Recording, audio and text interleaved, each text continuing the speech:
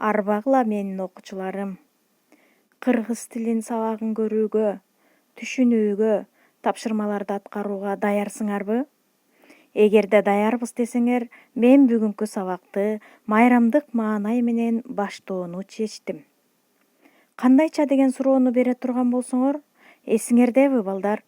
Өткөн сабагыбызда мен силерге Акылман үкү аттуу жомокту окуп бергем. Мына ошол жомокто падыша арстан билимдүү үкүлөргө 2 табышмак менен кайрылган эле. Дал ошол арстандын табышмагынын жандырмагын биздин токойдун үкүсү эң биринчилерден болуп туура жооп берип, Акылман үкү деген наамга ээ болуп, падыша арстан ошол токойго үкүнүн алтындан жасалган эстелигин тургузуп берди.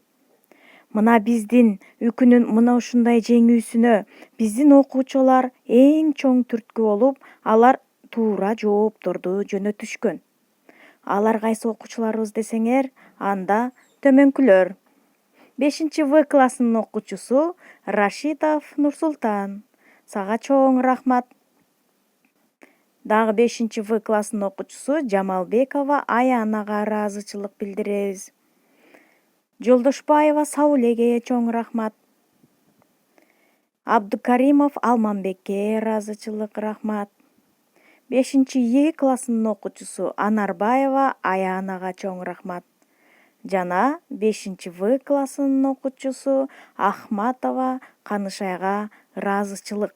Мына ушул окуучулардын жардамы менен биздин үкүбүз мына ушундай эстелик тургузулуп үкүбүз Акылман үкү деген наамга ээ болуп, арстандын байлыгын алып отурат. Дагы бир жолу силерге таазим. Анда эмесе кыргыз тили сабагыбызды баштайбыз.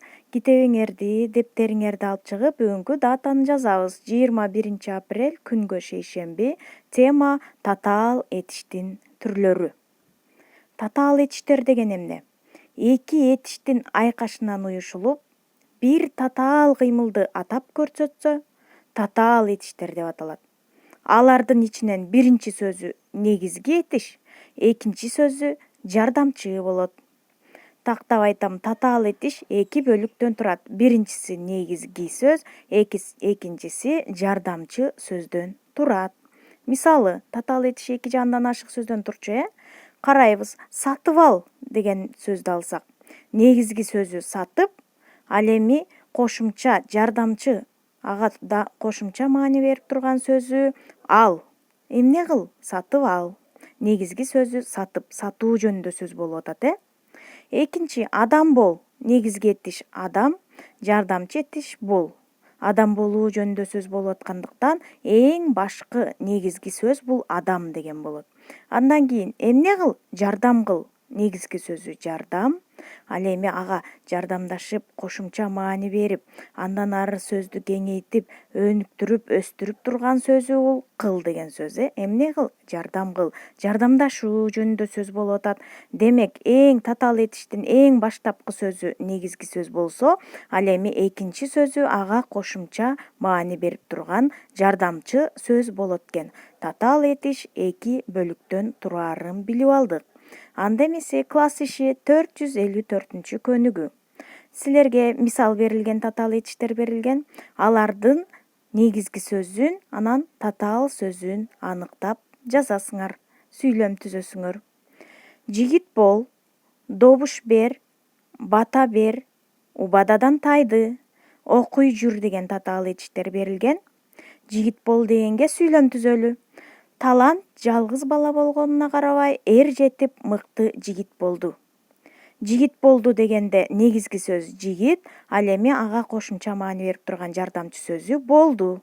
Мына силер ушундай кылып сүйлөм түзүп, дал өзүндөй кылып дептериңерге жазасыңар.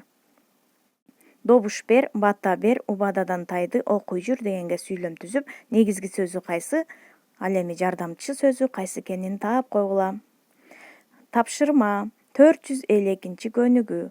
Бул жерден дагы негизги жана жардамчы этишти аныктайсыңар.